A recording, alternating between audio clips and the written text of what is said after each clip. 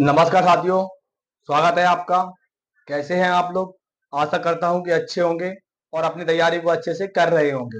RPF constable और SI भर्ती 2024। बहुत से मेरे साथी लोग हैं जो बेसब्री से इंतजार कर रहे हैं कि वैकेंसी बढ़ेगी कि नहीं बढ़ेगी। फाइनली आप लोगों के लिए एक एक करके, जैसे कि मैं आप लोगों के लिए जो आरपीएफ की भर्ती जब से स्टार्ट हुई है तब से इस भर्ती की अपडेट देते आ रहा हूँ। बहुत से बच्चे हैं जो इंतजार कर रहे हैं फाइनली कि वैकेंसी बढ़ेगी कि नहीं बढ़ेगी।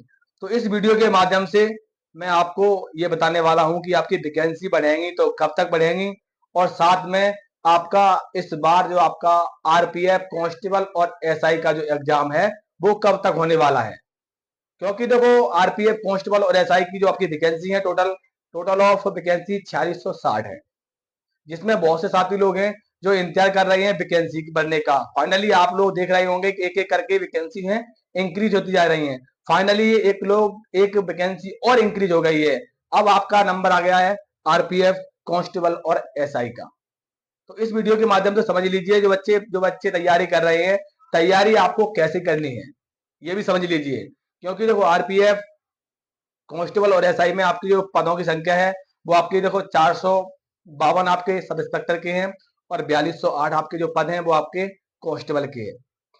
अब आपको अगर सिलेक्शन लेना है तो इसमें सिलेक्शन कैसे होता है ये भी जान लीजिए। बहुत से बच्चे हैं जो अक्सर लगातार हमारे पास कमेंट कर रहे हैं कि कितने नंबर पर सिलेक्शन हो जाएगा, क्या कट ऑफ रहेगी, वगैरह वगैरह। बहुत सारे साथियों के प्रश्न आ रहे हैं।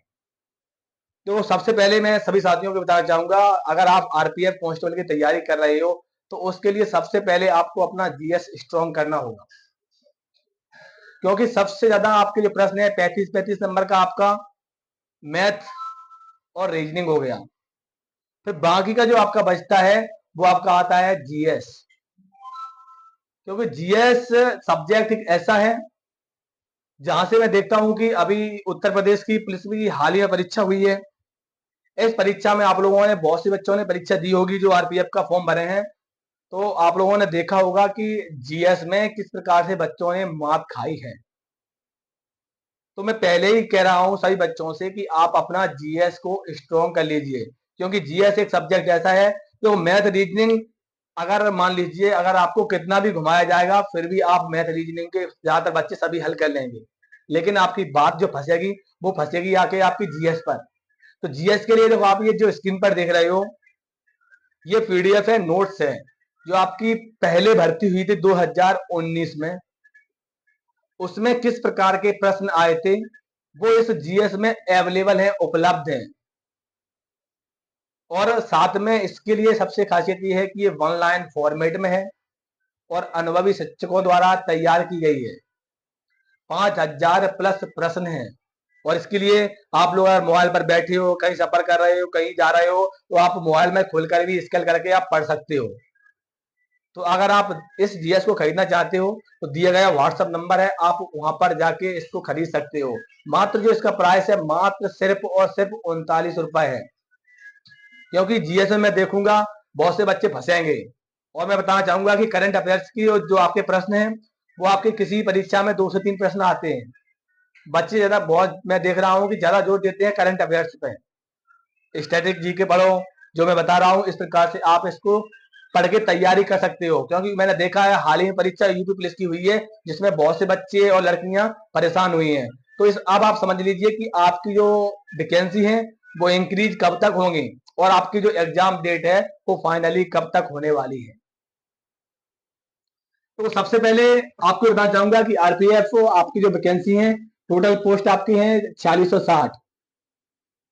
अब सबसे बड़ा प्रश्न है कि पोस्ट जो आपकी है इंक्रीज कब तक होंगी। फाइनली आप लोगों के लिए गुड न्यूज बता दूं कि अभी आपकी जो एएलपी की वैकेंसी थी वो वैकेंसी बढ़ा दी गई है। ठीक है, उसके बाद टेक्निकल की वैकेंसी थी, टेक्नीशियन की जो वैकेंसी थी वो आपकी बढ़ा दी गई है, ये जून में और ये अगस्त में। फाइनली दोनों वैकेंसी बढ़ चुकी हैं। और जो आपकी रेलवे के अंतर्गत आपकी 3 भर्तियां हुई थी, 3 भर्तियां के जो नोटिफिकेशन आए थे जिसमें एएलपी और टेक्नीशियन और आरपीएफ, अब जो आपकी बारी है वो आरपीएफ की है। तो अब आरपीएफ की जो वैकेंसी है वो आपकी बस यही महीना आपका अंतिम है, ये सितंबर, ये समझ लीजिए कि आपका सितंबर के महीने में, और ये आपको मैं वादा करता हूं कि आपकी वैकेंसी है जो आरपीएफ की, कांस्टेबल और एसआई की 100% वैकेंसी बढ़ेंगी। ये समझ लीजिए, आप लोग समझ रहे होंगे ये वैकेंसी नहीं बढ़ेगी, झूठी दिलासा नहीं दे रहा हूँ, वैकेंसी आपकी बढ़ेगी। तो वैकेंसी अगर मान लीजिए बढ़ना होगा तो आपकी ये सितंबर के महीने में बढ़ जाएंगी, तो अगर सितंबर के महीने में नहीं बढ़ेंगी तो आपकी वैकेंसी कब बढ़ेंगी, आपका एग्जाम हो जाएगा, एग्जाम होने के बाद आपका फिजिकल होगा तब वैकेंसी बढ़ेंगी।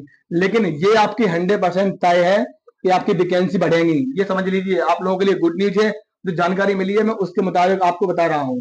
तो आपके पास बढ़िया गोल्डन चांस है जिन बच्चों ने फॉर्म भर दिया है, क्योंकि आरपीएफ में जिस प्रकार से इस बार आप बच्चे ने फॉर्म भरे हैं और जिस प्रकार से वैकेंसी है, तो इस बार मान लीजिए कि आपका सिलेक्शन किस प्रकार से कितने नंबर पर होगा ये भी समझ लीजिए। तो अब आपके लिए गुड न्यूज है कि आपकी आरपीएफ की वैकेंसी या तो सितंबर में बढ़ जाएंगी, सितंबर में नहीं तो आपकी जो आपका एग्जाम हो जाएगा, एग्जाम के बाद 100% वैकेंसी आपकी बढ़ जाएंगी। अब ये मान लीजिए कि सिलेक्शन कितने नंबर पे बैठ जाएगा, ये समझ लीजिए। अगर वैकेंसी नहीं बढ़ रही है, अगर ये वैकेंसी मान लीजिए इतनी है, इतने की मैं बता रहा हूं मैं, वैकेंसी बढ़ने की संभावना लगभग पूरी है फीमेल की। लगभग मान लीजिए एवरेज बता रहा हूं मैं, तो मेल के लिए एवरेज बता रहा हूं, कम से कम 90 प्लस आपको प्रश्न करना होगा, और फीमेल के लिए बता रहा हूं 70 प्लस प्रश्न। जे वाली बता रहा हूं मैं, जे वैकेंसी की आपकी जो 4660 वैकेंसी है ये इसके लिए बता रहा हूं। और अगर वैकेंसी मान लीजिए आपकी जो वैकेंसी है वो नंबर ऑफ लगभग 10,000 वैकेंसी होने वाली है। ये वैकेंसी अगर बढ़ गई तो आपका नंबर लगभग 82 से 85 के बीच में हो जाएगा। इधर मान लीजिए लगभग 60 नंबर से गिरेगा या सीधे। तो इस प्रकार से आपका सिलेक्शन होगा। इस प्रकार से आपको एवरेज मॉक टेस्ट लगा रहे हैं जो बच्चे तैयारी कर रहे हैं, आप ये समझ लीजिए कि आपको इस प्रकार से नंबर लेके चलना है। और एग्जाम के लिए बताना चाहूंगा, बहुत से बच्चे कह रहे हैं कि एएलपी और टेक्नीशियन का एग्जाम होगा, उसके बाद आपका इसका एग्जाम होगा।